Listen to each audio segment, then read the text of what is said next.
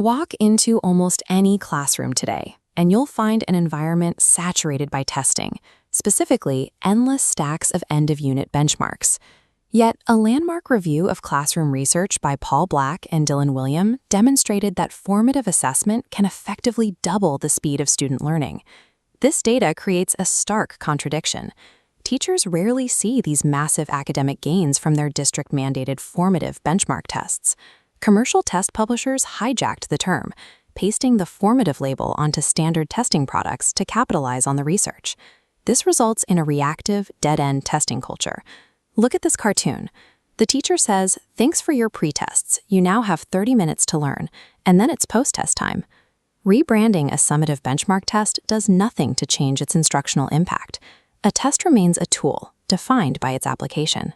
Formative assessment functions as a proactive, planned process, a real-time strategy managed within the classroom.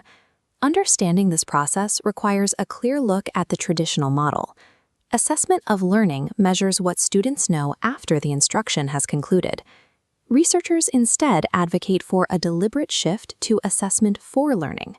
In this model, evidence is elicited during the lesson so that teachers can adjust ongoing teaching tactics, or students can adjust their study habits immediately. The distinction lies entirely in how the teacher utilizes the elicited data. Data utilization on this scale requires more than unstructured, off-the-cuff observations of student facial expressions. Securing speed-doubling learning gains requires engineering a precise structural framework before instruction even begins. The primary framework for this data is the learning progression. This diagram shows the structure. At the top sits the target curricular aim, a high-level cognitive skill, like writing a persuasive essay, that takes weeks to master. Mastering that target requires students to first achieve specific precursory building blocks. The first block is enabling knowledge. For an essay, this means memorizing rules of grammar and punctuation. The second is a cognitive subskill, like organizing the essay's content. The teacher's task is mapping these blocks into a chronological sequence.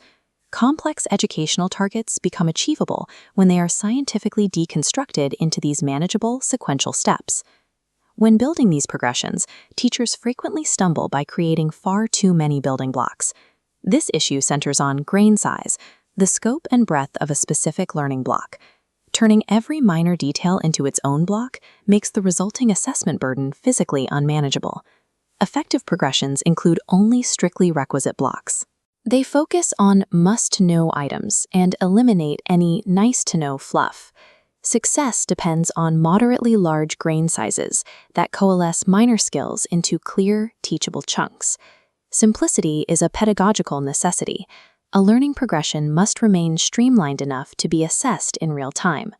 Proving mastery of a specific building block requires a mathematical metric.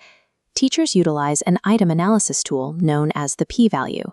A p-value indicates the exact percentage of students who answered a specific test item correctly. If 82 out of 100 students succeed, the p-value is 0.82. A common fallacy suggests that a high p-value automatically identifies a question as being too easy.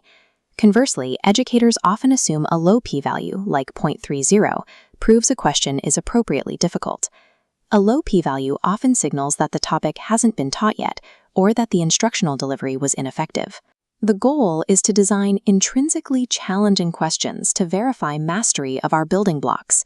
On a truly rigorous item, a high p-value serves as the empirical signature of highly effective teaching. P-values require interpretation through the lens of previous instruction. They function as a precise indicator of teaching efficacy. Bringing these concepts together, the learning progression provides the structural map, while the p-value serves as the engine diagnostic. During the lesson, as instruction reaches the end of a specific building block, a targeted assessment triggers. If the data reveals a low p-value, the teacher halts the progression. They do not advance to the next block.